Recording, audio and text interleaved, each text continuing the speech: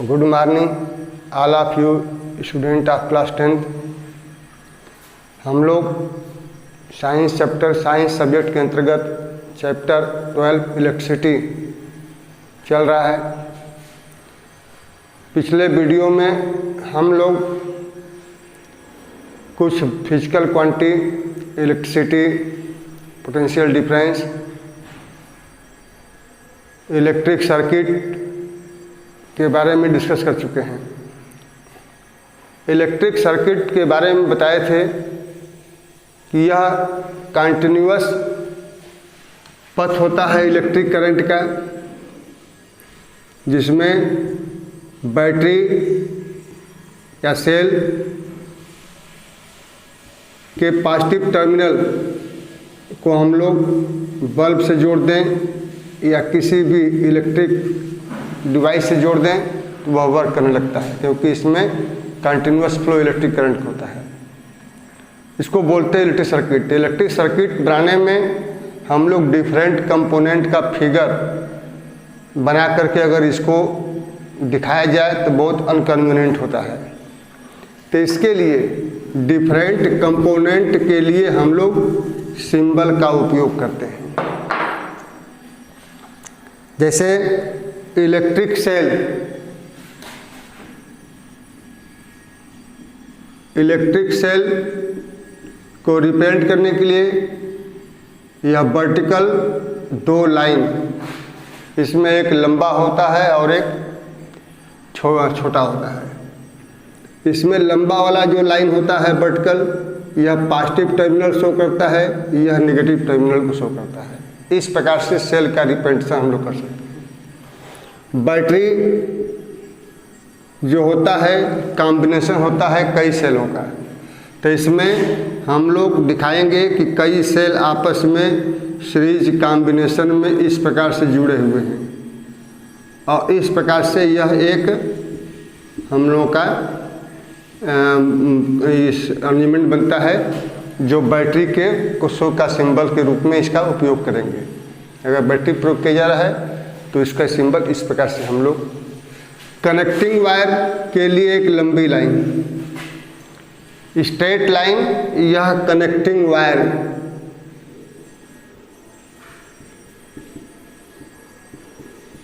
का सिंबल होता है।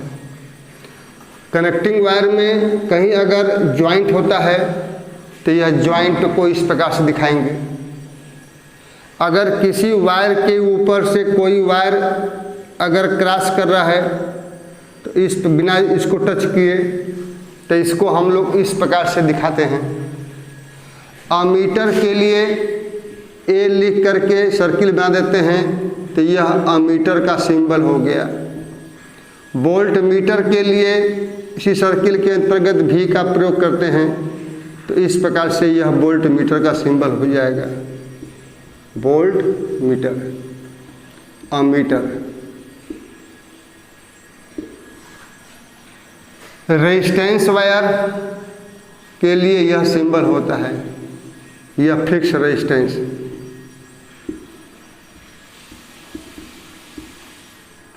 वेरिएबल रेजिस्टेंस के लिए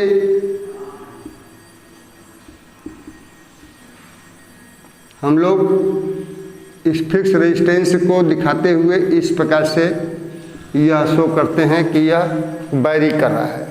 इसको हम आगे पीछे करके, यह डिवाइस होता है जिसमें कि उसको स्विच को कम बेसी करके रेजिस्टेंस को वैरी करा सकते हैं। इस प्रकार से डिफरेंट सिंबल इलेक्ट्रिक डिवाइस के लिए बनाए गए हैं, जिनका उपयोग करके हम लोग जब सर्किट का कनेक्शन देते हैं तो उसको बोलते हैं circuit diagram. Circuit diagram is also continuous path of electric current in which different component of electric devices represent in form of symbol। जैसे मान लीजिए कि कोई इलेक्ट्रिक सर्किट जिसका उपयोग हम लोग ओम्स लॉ के वेरिफिकेशन में करेंगे, उसमें होता क्या है कि सेल या बैटरी के पॉजिटिव टर्मिनल का कनेक्शन हम लोग पहले की से देते हैं, फिर इसके बाद इसका संबंध अमीटर से देते हैं। फिर इसका फिक्स रेजिस्टेंस से कनेक्शन दिया जाता है, जिसका पोटेंशियल डिफरेंस एंड पॉइंट का नापने के लिए वोल्टमीटर का भी उपयोग करते हैं। फिर करंट की वैल्यू सर्किट में कम अधिक करने के लिए हम लोग वेरिएबल रेजिस्टेंस उत्पन्न करने वाला डिवाइस का प्रयोग, जिसको बोलते हैं रिहास्टेट। रिहास्टेट एक डिवाइस होता है जो कि सर्किट के अंतर्गत रेजिस्टेंस के वैल्यू को कम अधिक करता है, जिससे करंट की अमाउंट कम अधिक सर्किट में फ्लो होती है। इस प्रकार से यह कनेक्शन हम लोग इस प्रकार से दिखा दें तो this is called electric circuit. Electric circuit of electric circuit इसको बोलते हैं। तो इस प्रकार से सिंपल इलेक्ट्रिक सर्किट को हम लोग इस प्रकार से अरेंज कर सकते हैं। अब आगे हम लोग चलेंगे ओम्स लॉ के ऊपर। ओम्स लॉ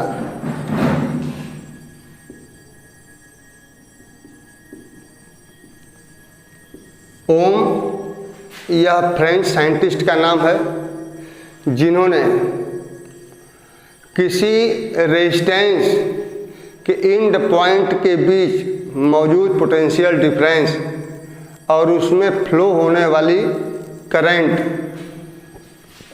के रिलेशन के ऊपर इन्होंने काफ़ी एक्सपेरिमेंट किया और अपना नियम दिया, जिस नियम को हम लोग ओम्स लॉ के नाम जानते हैं। According to Ohm's law, if temperature of any conductor is fix constant, temperature अगर किसी कंडक्टर का फिक्स हो, कांस्टेंट हो, तो इसमें फ्लो होने वाली इलेक्ट्रिक करंट इसके एंड पॉइंट के बीच पोटेंशियल डिफरेंस के डायरेक्टली प्रोपोर्शनल होता है। This law is known as Ohm's law. At constant temperature current flow through conductor is directly proportional to potential difference across its end point. Suppose करिए कि conductor है जिसके and point के बीच का potential भी है, इसमें फ्लो होने वाली करंट अगर आई है तो according to Ohm's law I proportional to V when temperature is constant. यह हम लोगों का नाम है ओम्स लॉ है। इसी को हम चाहें तो इस प्रकार से भी दिखा सकते हैं, भी प्रोपोर्शनल टू आई। इस प्रोपोर्शनल को समाप्त करने के लिए, इक्वल बनाने के लिए हम एक कांस्टेंट का इनटू करते हैं आर से। R is proportional constant which is known as resistance of conductor. इस रिलेशन से भी अपन I equal to R. R हम लोग का कांस्टेंट है। This constant value is called resistance of conductor. यह रेजिस्टेंस कई बातों पर निर्भर करता है। कंडक्टर के length, area cross section, temperature, nature of material, कई चीज़ों के ऊपर यह हम लोगों का फैक्टर डिपेंड करता है, जिसको कि हम लोग बाद में डील करेंगे आगे। फिलहाल याद रखिए कि ratio of potential difference across end point and flowing current through it is called resistance of that conductor. Resistance conductor के एंड पॉइंट के पोटेंशियल डिफरेंस और उसमें फ्लो होने वाली करंट के रेशियो को इंडिकेट करता है।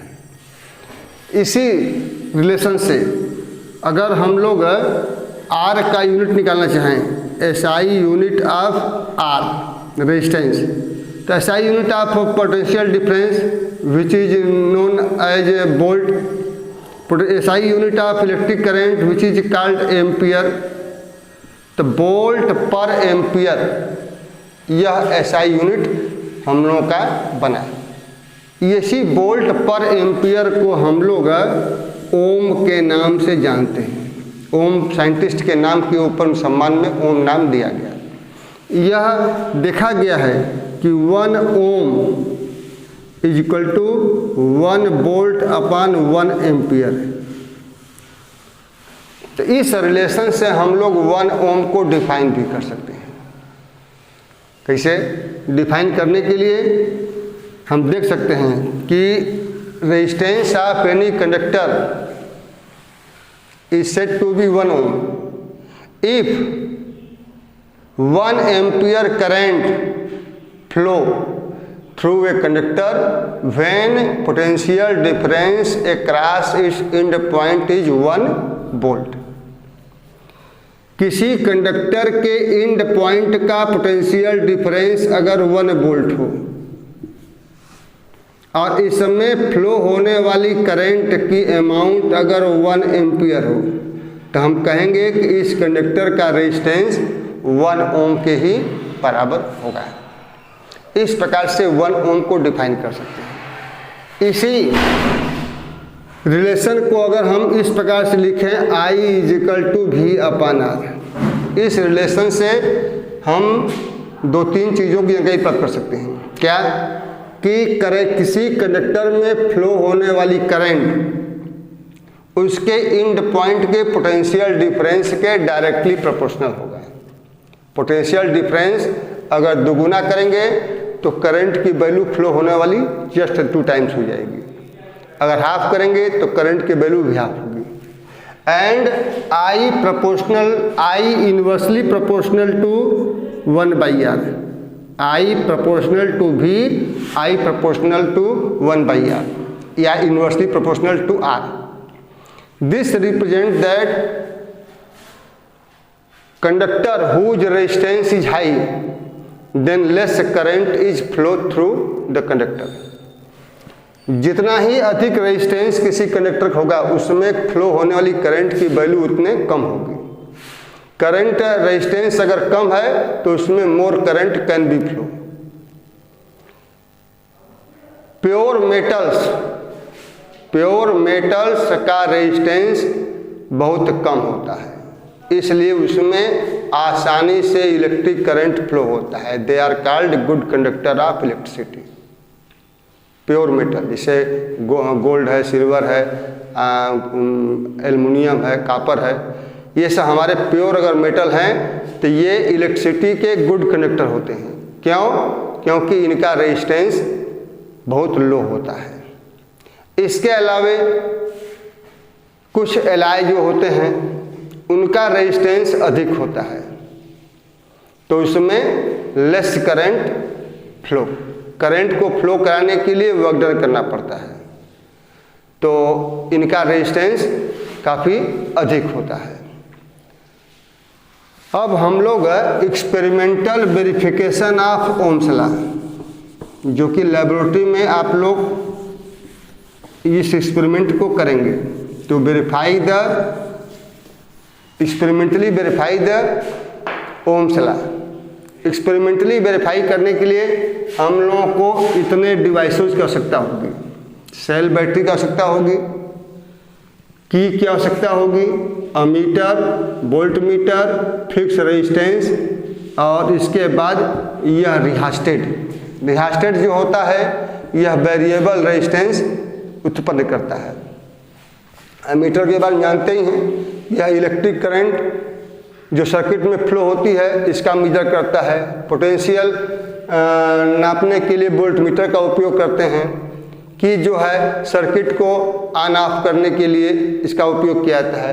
तो इस प्रकार से according to this diagram we connect the circuit diagram, we make the circuit diagram.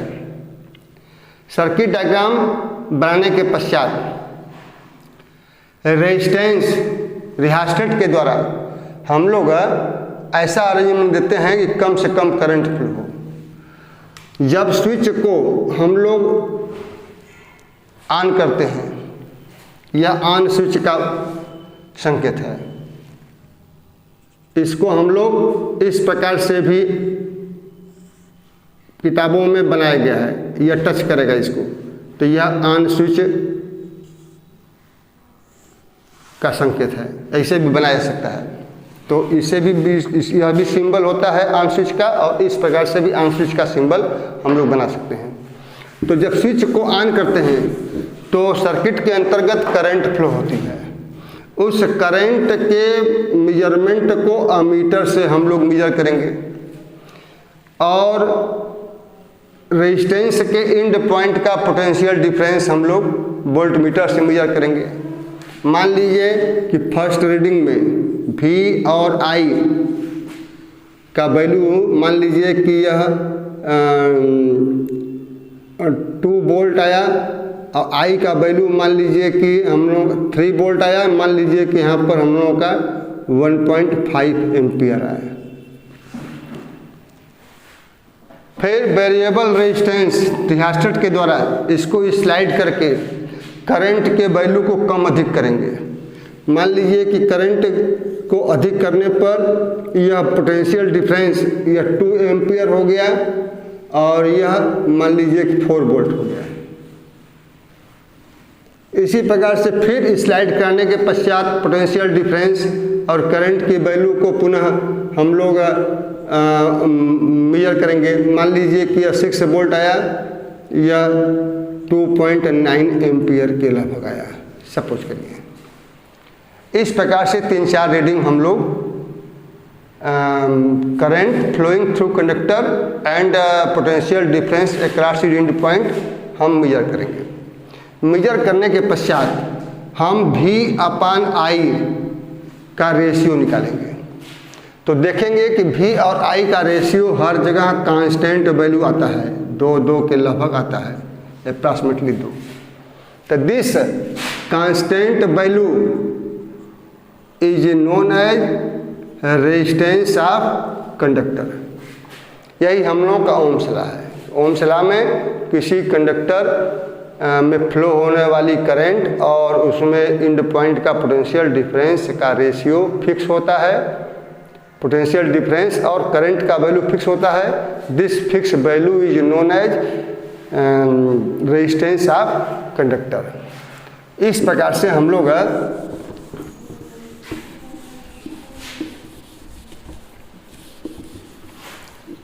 Ohm's law का वेरिफिकेशन कर सकते हैं। अगर हम लोग डिफरेंट जो रीडिंग V और I का लिए थे उसमें अगर एक साइड में पोटेंशियल डिफरेंस का वैल्यू ग्राफ पेपर के ऊपर एक्स एक्सिस की तरफ पोटेंशियल डिफरेंस को प्लॉट करें और वाई एक्सिस की तरफ करंट के वैल्यू प्लॉट करें, तो इस प्रकार से हम लोगों का स्ट्रेट लाइन कर्व मिलता है। This shows that potential difference is directly proportional to electric current flow through the conductor। यह ओम्स लॉ का ग्राफिकल रिप्रेजेंटेशन होता है। और इस प्रकार से हम लोग ओम्स लॉ में जो R की वैल्यू पोटेंशियल डिफरेंस V और I के रेशियो के बराबर होता है, इसके आधार पर हम लोग इंसुलेटर रेजिस्टेंस के आधार पर इंसुलेटर, कंडक्टर और रेजिस्टर को हम लोग पुनः डिफाइन कर सकते हैं कि दो substance whose resistance is very low, they are called conductor, and those substance whose resistance is neither very low nor very high, they are called fixed resistor, and those substance whose resistance is very high, they are called insulator. आज के लिए इतना ही। अब next day पर आगे हम लोग discussion करेंगे।